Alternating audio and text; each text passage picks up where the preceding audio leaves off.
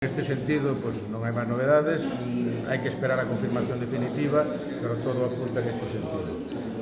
En todo caso, se me permitides unha valoración ante estas situaciones, como cada vez que hai un feito deste tipo, e se se confirma isto, sería a primeira muller morta en Galicia no 2025. Eu diría que tres cousas fundamentais: contundencia na condena, contundencia na visibilización, contundencia nas concentracións que vai haber hoxe en algúns puntos de Galicia, a delegación, a subdelegación do Goberno de Ourense ás 13 horas, empatía coas víctimas e coas mulleres que diariamente están sufrindo a violencia de xénero, tanto física, agresión física, como agresións psicolóxicas, porque ademais destes casos tráxicos, hai casos diarios de denuncias de mulleres que están sufrindo este tipo de cousas, este tipo de acoso, este tipo de agresión, e, por suposto, continuar con inversión, con convencimento, con determinación nos procesos de formación, de educación, de control e empatía coas víctimas, empatía coas mulleres que están sufrindo estes problemas e empatía coa súa situación, vixiancia, contundencia e, como digo, pois, permanecer atentos e visibilizando, dedicando esforzos ao Pacto de Violencia de Xénero que se acaba de renovar e todas as accións que son inversión realmente, porque son inversión en vidas, en saúde e en liberdade e felicidade para as mulleres.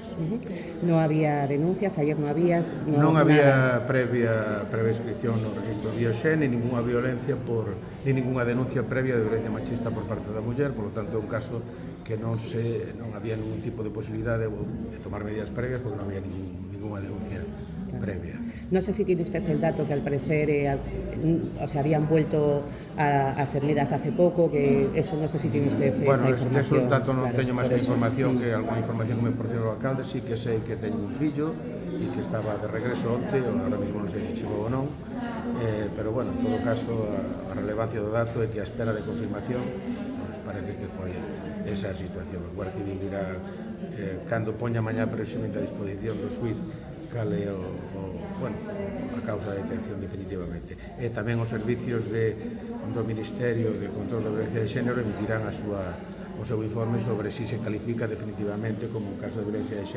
xénero, de violencia machista, que todo indica que sí, pero ainda non está confirmado. En todo caso, el foi o que chamou... Sí, chamou el... E dixo que había sido unha pelea... Bueno, el chamou dicindo que... Admitiu, de algún xeito...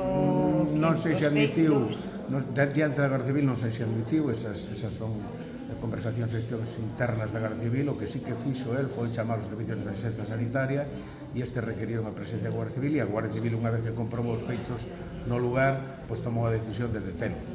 Por tanto, todo apunta no 99,9%. Bueno, non sei de porcentaje, pero sí que todo apunta. Bueno, a descripción é suficientemente clara como para que saquemos conclusións antes de que sexa definitivamente confirmado. Y fue con arma blanca, ¿verdad? Sí, arma blanca. Un cuchillo. De acuerdo. Muchísimas gracias.